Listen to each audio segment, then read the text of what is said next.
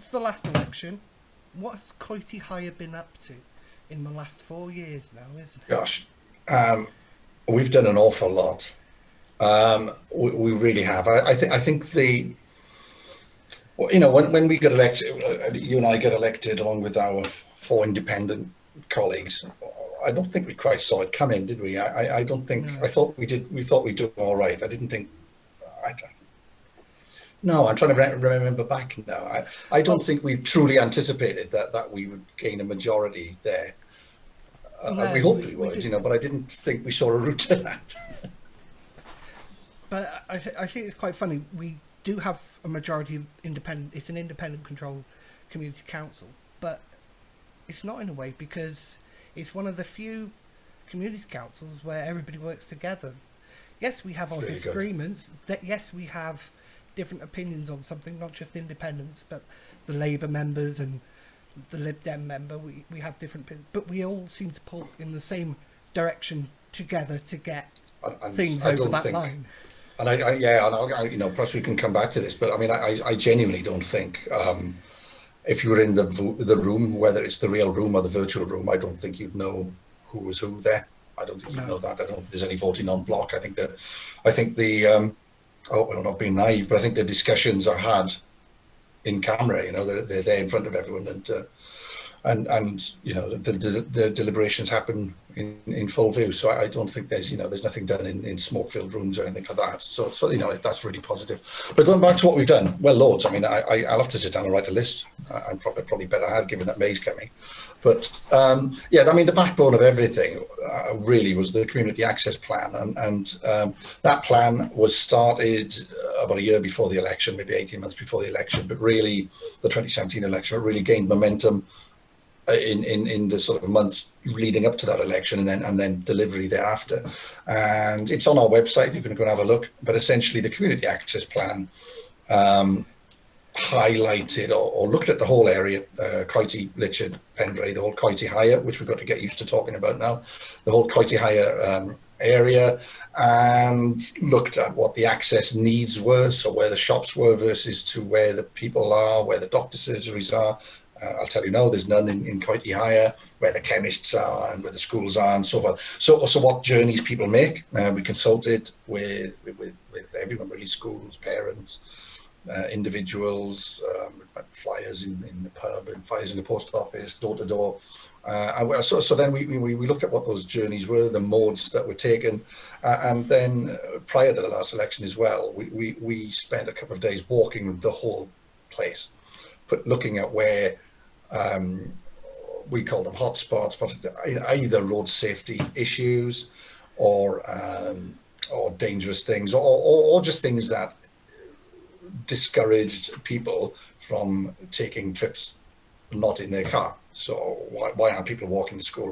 What would it take for you to walk to school more? What would it take you to walk to the dentist more? What would it, and so on. So we compiled this big document. I can't remember how many pages it is, top of my head, something 77 pages, something so like close to that. that, wasn't it? Yeah, I think I wrote most of the words in there. So yeah, yeah, that was a project close to my heart, and that's been our sort of backbone, I guess. Well, certainly the way I've seen it. That's taken us almost like a strategic plan. Now I know it's very transfer focused, but we had to have something to hang our hat off, I think, and from that. We worked quite closely with BCBC. Interesting relationship with BCBC that perhaps we'll explore later. But on this, we worked quite closely, certainly to start with, and worked with them to develop funding bids for elements of that plan. So this plan had no bias in it. So it wasn't like, didn't focus on safe routes to school or safe routes linking Coity to Cardiff via Welton Station. It didn't have any of those sorts of sort of biases. But working with BCBC, we were able to develop a safe routes to school program, which I think we're losing you a second. you can see again on our website. Hang Oh, on, look, you Martin. disappeared there. We're losing your internet a You second. still, are you back? It was you who went, I thought. Oh, hang on. Was me. It's this hotel, yeah. So where did we get to? Where did we get to? You can edit that if you want. You were I on about guess. how it's linked into the Safer Routes Yeah, to yeah, yeah, School? yeah. So what we then did, work with BCBC and develop this Safe Routes to School program, and we had 30 interventions on there. And those interventions were things like a pavement on Hale Spencer, modifications to the back of Litchard School into Wildmill, pavements at Hill Symonston, safe crossing points through Coity Village, through Pendray, some in Litchard, a new refurbished path from Great Western Avenue into Pendray, and so on and so forth. And there are some huge frustrations around that, but the long and the short of it is that that plan has resulted in the best part of 450 or more £1,000 worth of external funding coming into Coity.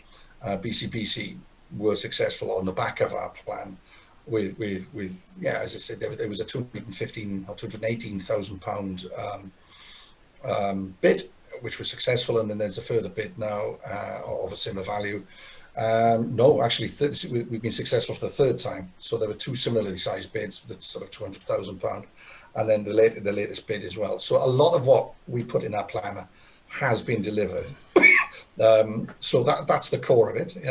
I would say that was the backbone of where we started. And then, I think we definitely had this view, and still do have this view, that we're there to try and make life better for those who live in Coity Higher. The next thing I would say that we've been very successful at is asset transfers of play parks. We've refurbished 3 play parks. We've asset transferred and refurbished, one in Great Western Avenue, one in Pendray, and one in next to Coity Castle.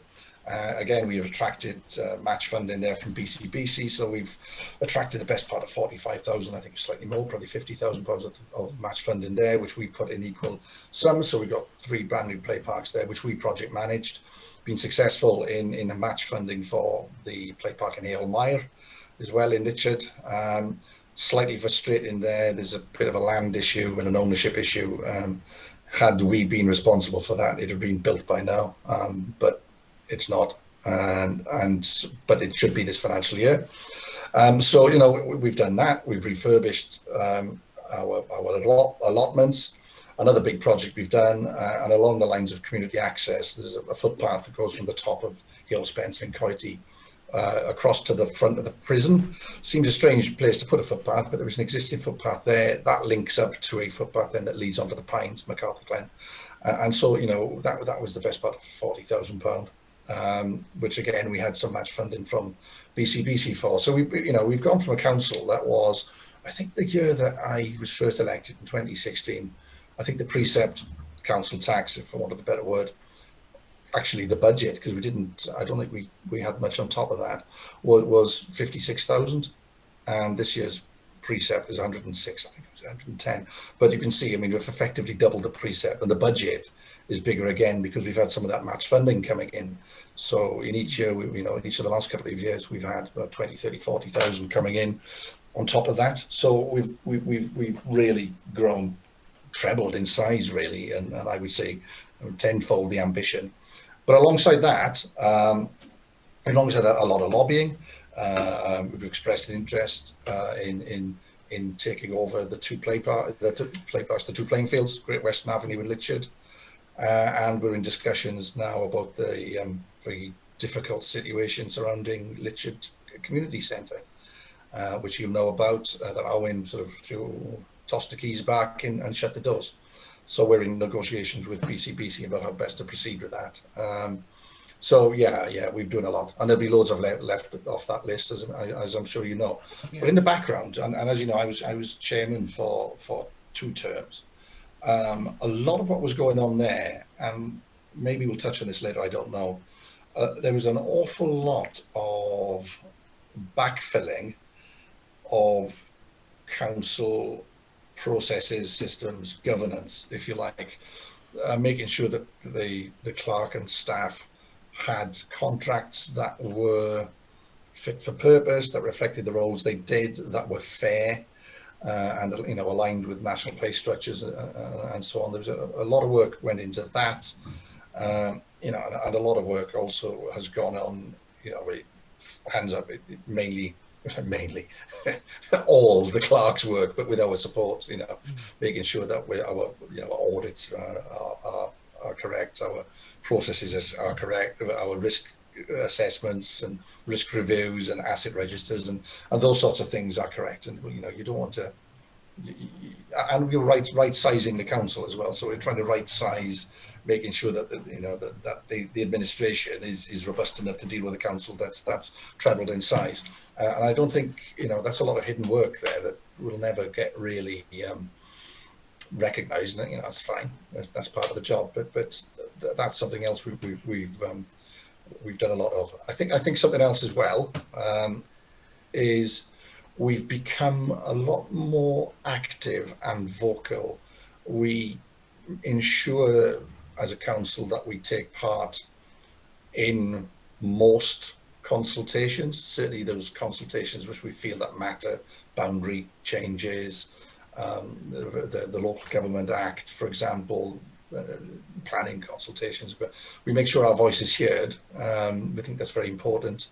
And we make sure we attend actively One Voice Wales. Now, a lot of people won't know this, but One Voice Wales is a little bit like the Welsh Government Association for Community Councils.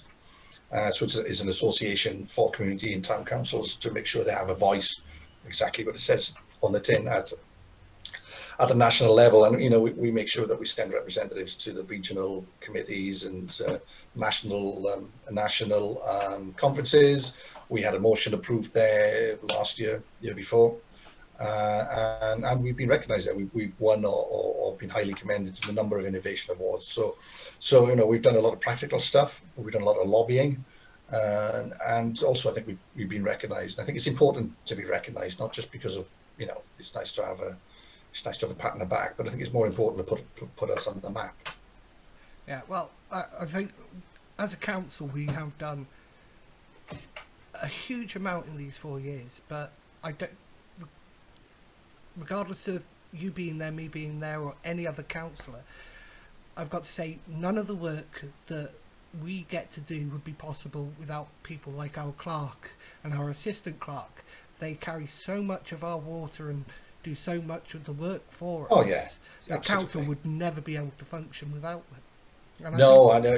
Yeah, we're very, very fortunate. Well, yeah, we're fortunate that those we've got that team there. I think we're also wise enough, if that's the right word, to recognise what we've got, and we, I do hear some interesting stories from other places about perhaps clerks, staff aren't appreciated like they ought to be, and I think it's all an important thing.